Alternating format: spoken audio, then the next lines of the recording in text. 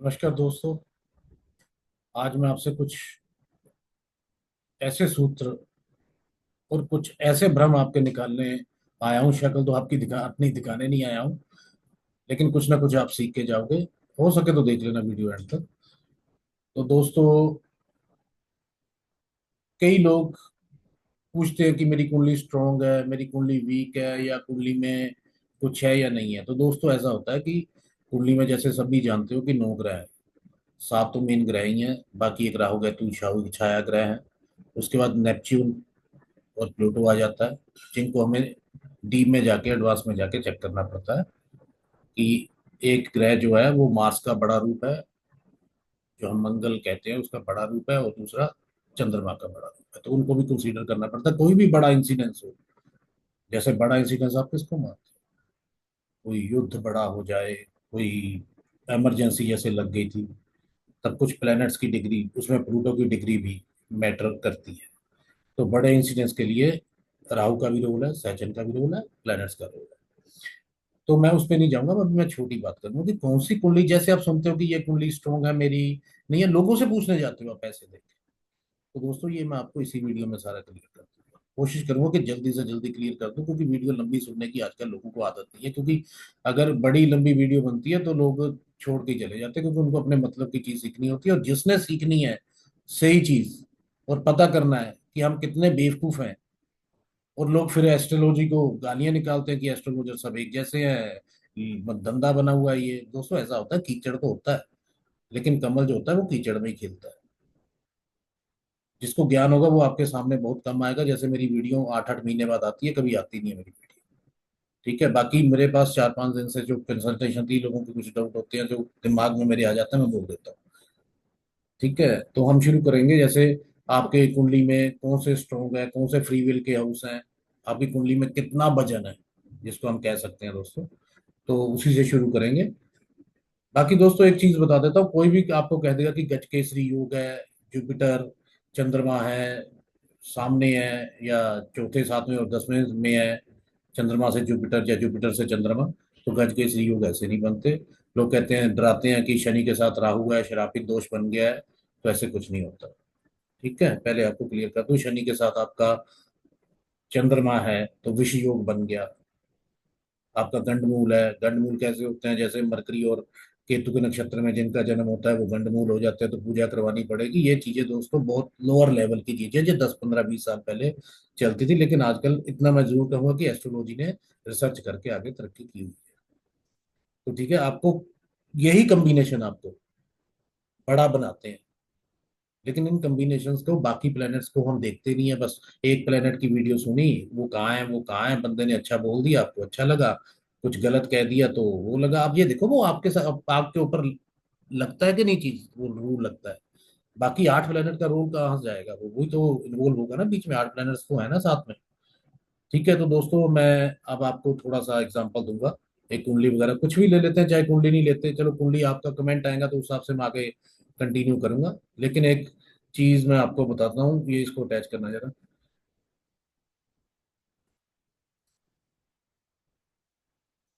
क्योंकि जब आप, मैं ऐसे बोलता हूँ तो कुछ लोगों को समझ नहीं आती है, तो थोड़ा सा होरोस्कोप बन जाता है, तो शायद इजीली समझ आ जाता है दोस्तों। क्योंकि आप जिन चीजों को नेगेटिव सोचते हो, कई बार वो नेगेटिव होती ही नहीं है। मैं आपको सही बता रहा हूँ। और आप जिन चीजों को पॉजिटिव सोचते हो वो भी पॉजिटिव नहीं होती। लोग कहते हैं कि आपकी कुंडली में धन योग है, आपको कमी नहीं आएगी, उनको कमी आई होती है। लोग कहते हैं कि आपको कुंडली दिक्कत वाली है, तो कुछ टाइम बाद वो ओके हो जाते हैं दोस्तों। एक्चुअली लोगों, अब मैं किसी के बारे में बुरा नहीं बोलूंगा दोस्तों, कहूंगा भी नहीं, क्योंकि कहते हैं ना कि all fingers of hand are not equal. उसका मतलब यही है कि सभी एक जैसे नहीं है। कुछ लोग अपना पैसे के लिए भी काम करते हैं, कुछ लोग अपना उसके लिए भी काम करते हैं, नॉलेज के लिए। अब ये होता है कि किसको कितनी भूख है, उस हिसाब से लोग चलते हैं। तो चलो इसको छोड़ते हैं। हम एक वैसे ही कोई कुंडली बना लेते हैं कि जैसे आप कुंडली हम लेते हैं, तो उसमें आपने क्या देखना है क्या नहीं देखना है, बस ये आप थोड़ा सा इसको समझ जाओगे ना, तो आपकी कुंडली आपको, बाकी मैं और चीजों पे भी जाऊंगा, लाइनों पे मत जाना। ये लाइनें हमेशा टेढ़ी मेढ़ी कभी कभी बन जाती हैं। ये मैं एक्चुअली लूंगा पहले कुंडली, तो कोई भी किसी भी लगन की आप ले सकते हो। कुंडली आप किसी भी लगन की ले सकते हो। लगन अगर आप बता दोगे, अभी मेरी आपसे बात नहीं हो रही है क्योंकि मेरा एकदम से मूड बना कि चलो आज वीडियो बना देते हैं, तो मैं इसलिए वीडियो बना रहा हूँ। तो ये जैसे भी बन गई तैसे बन गई। तो दोस्तों इसमें आप लगन कोई भी ले सकते हो। लगन इसे आप, ये भाव तो सेम ही आपको पता है, आप वीडियो बहुत देख चुके होंगे आप। भाव सेम रहते हैं। राशियां क्या होती है, राशि इन्वायरमेंट होती है ग्रह की। अगर मैं एक ग्रह को 12 ग्रहों में घुमाऊंगा और उसके कारक तत्व बता दूंगा और राशि के बारे में बता दूंगा, तो बाकी 8 प्लेनेट भी कुंडली में है। तो प्रिडिक्शन आप नहीं कर पाओगे। अगर आप कह दोगे कि ये प्लेनेट यहाँ पे है तो ऐसे होगा, लेकिन कुछ सूत्र मैं आपको देने की कोशिश करूंगा जो मेरे अभी दिमाग में आएगा वो। मैंने प्लान से वीडियो नहीं बना रहा, लेकिन जैसे आपके कमेंट आएगा कभी, या मेरे को कोई फोन आएगा किसी की वो होती है, तो मैं बना दूंगा आपको। तो बात करेंगे कि ऐसे कि जैसे ये आपका लगन हो गया, कोई भी आप लगन ले लीजिए, जैसे 2 नंबर लगन ले लीजिए, चाहे 1 नंबर काल पुरुष कुंडली का लगन तो हर दुनिया ही ले ही जा रही है। तो आप 9 नंबर लगन ले लीजिए, कोई भी ले लीजिए। 9, 10 मैं मोटा मोटा समझाऊंगा, इसमें ही आपका टाइम जो खराब हो रहा है ना, मुझे उसी में ही लग रहा है ये कुंडली भी बनी बनाई आनी चाहिए। 11, ये 12, 1, 2, 3, 4,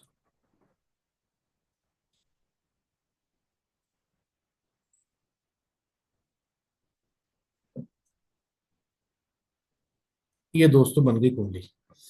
अब दोस्तों लोग कहते हैं कि कुंडली मेरी स्ट्रॉन्ग कुंडली किसको कहते हैं दोस्तों, इसमें जो केंद्र के स्थान है ना, उसको वो विष्णु स्थान कहते हैं। जो त्रिकोण के स्थान है तो वो लक्ष्मी स्थान हो गए। ठीक है, और 1 नंबर विष्णु स्थान में भी आता है, 1 नंबर मतलब कि लगन।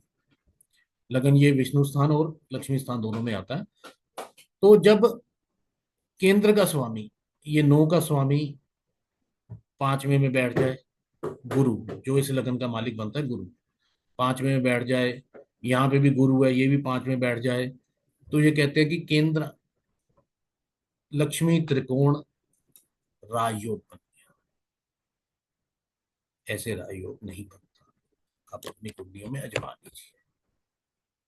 हाँ, गुरु जब अपनी दशा आएगी तो गुरु लगन का रिजल्ट देगा, चौथे भाव का रिजल्ट देगा, 5वें भाव का रिजल्ट देगा। लेकिन गुरु कैसा है, गुरु रिट्रोग्रेड है, गुरु वर्गोत्तम है, गुरु की डिग्री क्या है। और गुरु अगर रिट्रोग्रेड हो गया तो बहुत प्रेडिक्शन चेंज हो जाती है। 180 डिग्री प्रेडिक्शन चेंज हो जाती है। और जो लोगों, अब जो डायरेक्ट प्रेडिक्शन कर देते हैं वो, कई बार तीर है सीधा लग भी जाता है, नहीं भी लग जाता है। तो जिनका लग जाता है वो बढ़िया है एस्ट्रोलॉजर, लेकिन कुंडली की प्रेडिक्शन अच्छी होनी चाहिए, एक्यूरेट होनी चाहिए। ये ज्ञान है, ये रिसर्च है, ये एस्ट्रोलॉजी है। ठीक है, अब यहाँ पे आ गया, अब इसका लोड मंगल को भी देखना पड़ेगा दोस्तों, मंगल कैसा है। अब मंगल जो लोड है, वो 6 नंबर अगर दहां पे बैठ जाए, यहाँ पे कहते हैं कि मकर 10 नंबर ऐसी, जैसे कल का अपना वहां पे मंगल उच्च का होता है, जो काल पुरुष कुंडली में यहाँ पे 10 नंबर आएगा ना, थोड़ा सा समझने में कुछ कहीं पे मैं ऊपर के लेवल पे आ जाऊंगा। 6 नंबर राशि तो लिखी हुई है यहाँ पे, लेकिन खाना ये 10 है। तो 10 नंबर में मंगल को दिग्बल मिल जाता है, सूर्य को भी मिल जाता है यहाँ पे, मंगल को भी दिग्बल मिल जाता है। तो अब मंगल अब यहाँ पे आ गया, तो अब यहाँ पे तो वो केंद्र में आ गया। लेकिन ये 6 नंबर जो राशि है ना, ये 6 नंबर राशि जो है ना, ये रोग ऋण शत्रु षड ऋतु की राशि है। ये सर्विस की भी राशि है। तो भाग्य में इसके सर्विस लिखी होगी, और इसको कंपटीशन जीत के भी आगे निकल सकता है। मतलब कि 6 नंबर राशि आप कालपुरुष की कुंडली में 6वें घर में आएगी, और 6 नंबर की 6वें घर की क्वालिटी यहाँ पे आ जाएगी। तो इसके लिए सर्विस हो सकती है, कम शत्रु सर्विस में हो सकते हैं, जिसको कहते हैं कि थोड़ा बहुत नोक झोंक हो सकती है। और छठा घर जो होता है वो ओपन एनिमीज का होता है, वो भी होता है। 12वां घर जैसे हिडन एनिमीज का होता है, ये सारी चीजें लेनी होती है। लेकिन अगर जितना मैंने बताया है कि गुरु यहाँ पे आ जाए, ठीक है, लिख नहीं रहा हूं लेकिन बता रहा हूं, और मंगल यहाँ पे आ जाए, तो लोग कहते हैं ये कुंडली बहुत बढ़िया है। स्पेशली क्योंकि मंगल यहाँ पे एक का स्वामी है और 12 का भी स्वामी है, इस चीज को मत भूलना। लेकिन 12वें घर का भी स्वामी है ये मंगल। अगर यहाँ पे आए तो 12वें की घर की चीजें भी यहाँ पे आ जाएंगी। तो 12वां घर जो है ना, वो सारी चीजें, हॉस्पिटलिटी, हॉस्पिटल, आइसोलेशन, जेल यात्रा, फॉरेन, तो फॉरेन का भी लिंक बनता है। तो 12वें घर की सभी चीजों का लिंक बनता है उससे। और 5वां घर आपका इंटेलिजेंस का है, आपकी स्किल्स का है, आप किसी को गाइडेंस देते हो उसका है, आपके पूर्व जन्म का है। ये सारी चीजें आपको लेके चलनी पड़ेगी, तो आपकी मंगल की या जुपिटर, आप वैसे तो नॉर्मल कह दिया कि कुंडली अच्छी है क्योंकि लगन लोड अच्छा है ना, 5वें घर में बैठ गया। ये 5वें घर में गुरु बैठ गया। ठीक है, लिख देता हूँ। तो गुरु बैठ गया और यहाँ पे आपका मंगल बैठ गया। अब ये दोनों चीजें देखनी पड़ेगी। मंगल लगन का स्वामी तो 5वें घर में बैठ गया, बहुत बढ़िया हो गया। 5वां घर तो वैसे ही अच्छा घर माना जाता है। और मंगल जाके वहां पे अपना दिग्बल हो गया 10वें घर में जाके, तो कुंडली बढ़िया कह देते हैं। लेकिन बाकी 7 प्लेनेट क्या करेंगे? बाकी 7 प्लेनेट जैसे वीनस, हर प्लेनेट ना किसी न किसी चीज का कारक तत्व होते हैं। अब वो कैसे होता है? जैसे हम शनि को कहते हैं कर्म कारक, काम कैसे चलेगा? मंगल हो गया अपना देह कारक, गुरु हो गया जीव कारक। ठीक है, ये जीव कारक प्लेनेट लगन का स्वामी 5वें में आ गया, और देह कारक प्लेनेट मंगल 10वें में चला गया, जो 12वें का भी लोड है। अब उसके बाद बाकी प्लेनेट्स कहाँ गए? जो शनि कर्म कारक है, कर्म आएगा, कैसे करेंगे कर्म का क्या मतलब है? शनि को कभी भी कुंडली में नहीं भूलना चाहिए। उसके बाद वीनस, पैसे तो आने ही चाहिए, हर बंदे को पैसे की जरूरत होती है। तो वीनस का स्टेटस क्या है यहाँ पे? तो इसमें डिग्रीज का भी बड़ा मैटर हो जाता है। डिग्री जो होती है ना, वो देखनी इसलिए जरूरी होती है, कई लोग डिग्री भी नहीं देखते एस्ट्रोलॉजी में आजकल। उसके बाद आप मंगल ले लिया, शनि ले लिया। मंगल आपको बताया कि देह कारक है, शनि कर्म कारक है, गुरु जीव कारक है, शुक्र पैसा देता है, सूर्य नेचुरल आत्मा कारक है, जिसको हम कुंडली का किंग भी कह देते हैं, लेकिन लोग उसको इतना जरूर है कि क्रूर ग्रह कहते हैं। लेकिन ऐसा नहीं है दोस्तों। अब दोस्तों मैं यहाँ पे एक और लेके चलता हूँ कि अगर बाई चांस यहाँ पे गुरु नहीं है, हम यहाँ पे कैंसिल कर देते हैं, गुरु यहाँ पे नहीं है, तो यहाँ पे गुरु नहीं है।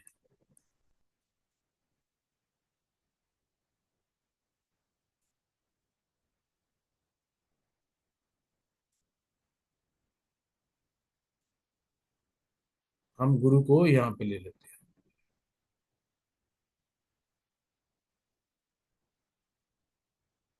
इसको ठीक करते हैं। गुरु को हम 8वें घर में ले लेते हैं, क्योंकि 6 8 12 का ना बड़ा वो है कि 6 8 12 हाउसेस होते क्या है पता नहीं। लेकिन ये 6 8 12 भी कमाल के हाउसेस होते हैं। जब आप थोड़ा सा डिटेल में जाओगे मजा आएगा, क्योंकि शॉर्ट वीडियो में नहीं समझा सकते, वीडियो में समझाना थोड़ा सा वो दिक्कत हो जाता है। तो आप गुरु को यहाँ पे आप लेके आइए, यहाँ पे। अब देखिए, गुरु जो है वो लगन लॉर्ड का स्वामी होके 8वें घर में उच्च का बैठ गया। ठीक है, और ये लगन का स्वामी नहीं है, ये फोर्थ का भी स्वामी है। ये चीजें भी देखनी पड़ेगी। अगर हमने गुरु जीव के लिए, जो आप जीव हो, अगर बीएनएन के हिसाब से चलोगे तो गुरु जीव है, पराशरी के हिसाब से चलोगे तो लगन को देखना है। ठीक है, तो मैं बाकी चीजों को केपी पराशरी, मतलब सारी चीजों को इंक्लूड नहीं करूंगा, क्योंकि मेरा एक कोर्स है जिसमें मैं सबको बताता हूँ कंफ्यूज, मतलब बड़े लेवल पे 1.5 1.5 साल 2 2 साल क्लासेस लोगों को लेक्चर देके बताना मुझे अच्छा नहीं लगता। लेकिन मैं अपने टॉपिक से भटकूंगा नहीं।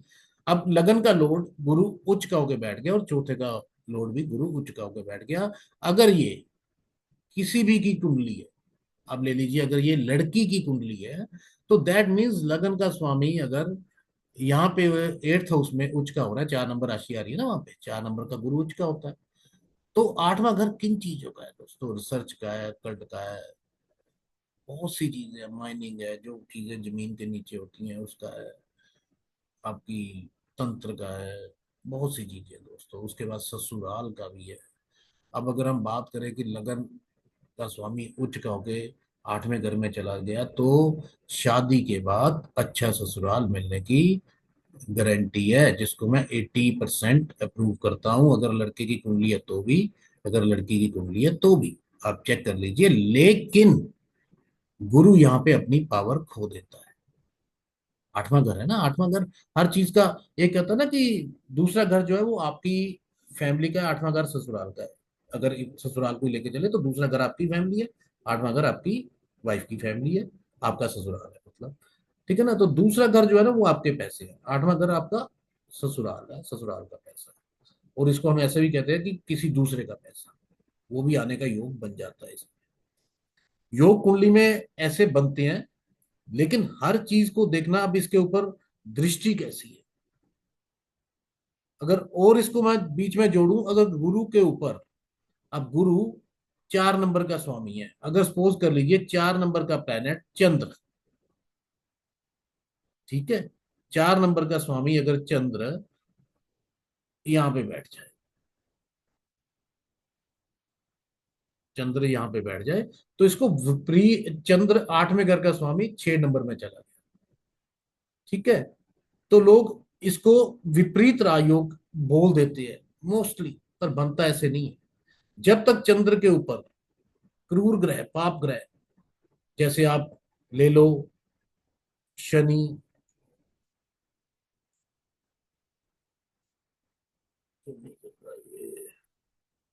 देखो शनि, शनि, मंगल,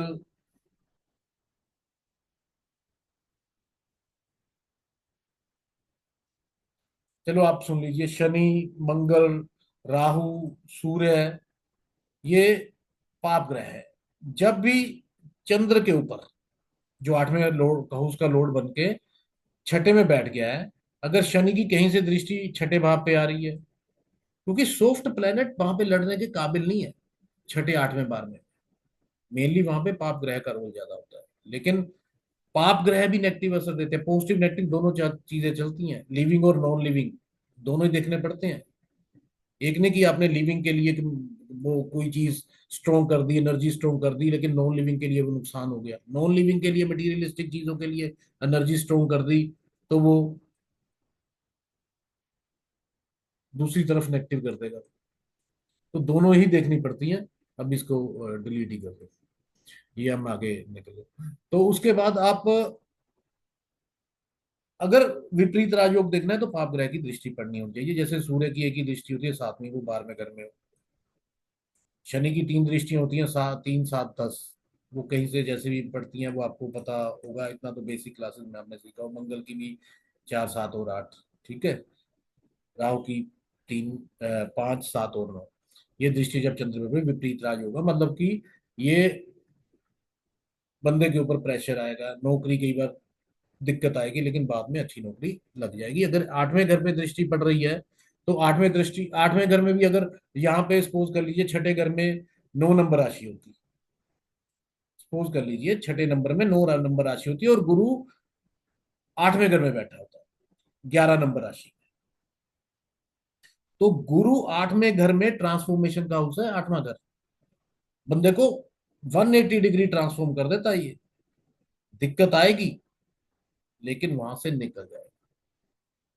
और आठवें घर के ऊपर तो इतना कुछ बताने के लिए है दोस्तों, कि जो बिल्कुल फैक्ट है। क्योंकि आठवें घर का प्लेनेट कोई भी हो वहां पे, अगर मंगल है, अगर आपकी कुंडली में मंगल की दशा चल गई, तो या तो मंगल छोटा भाई है और शनि बड़ा भाई है।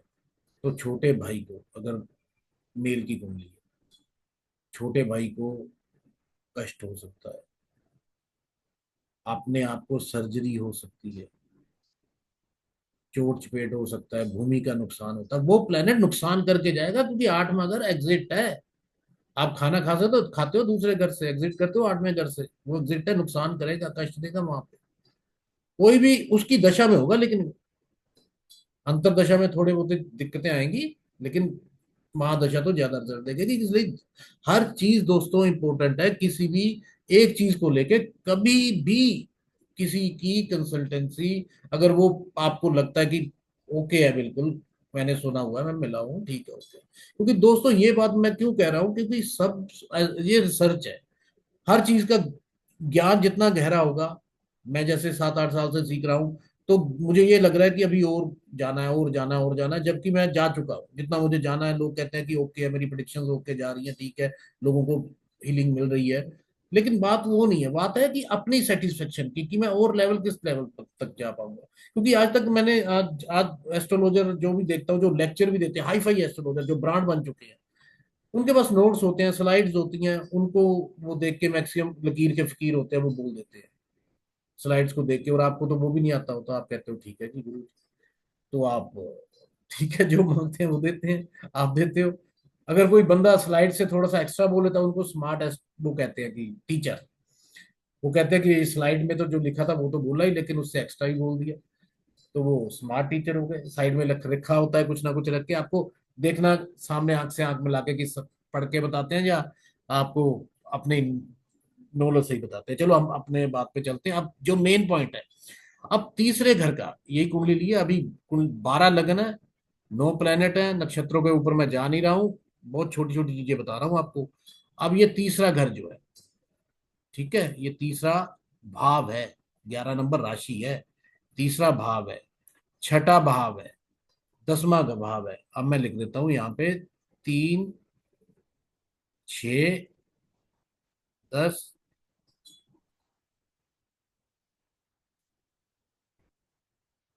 3, 6, यहाँ पे ब्लू आ जाता है इसका ना, इसको सेट करो, 3, 6, 10, 11, ये एक्चुअली उपचय भाव है।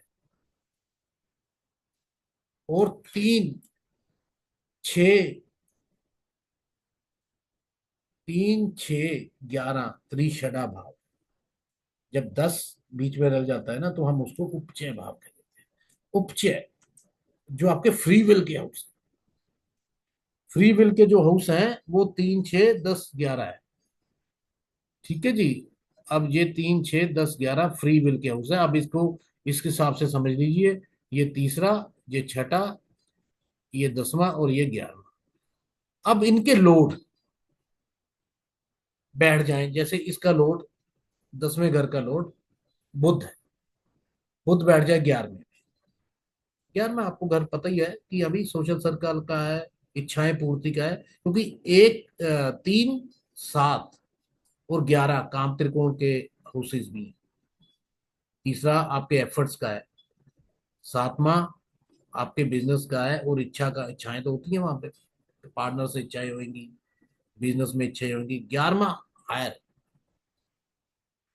जैसे 1, 5, 9 धर्म त्रिकोण है, 2, 6, 10 अर्थ त्रिकोण है, 3, 7, 11 काम त्रिकोण है, 4, 8, 12 ये अपना जल तत्व राशियां है, और ये मोक्ष त्रिकोण में गिनी जाती हैं।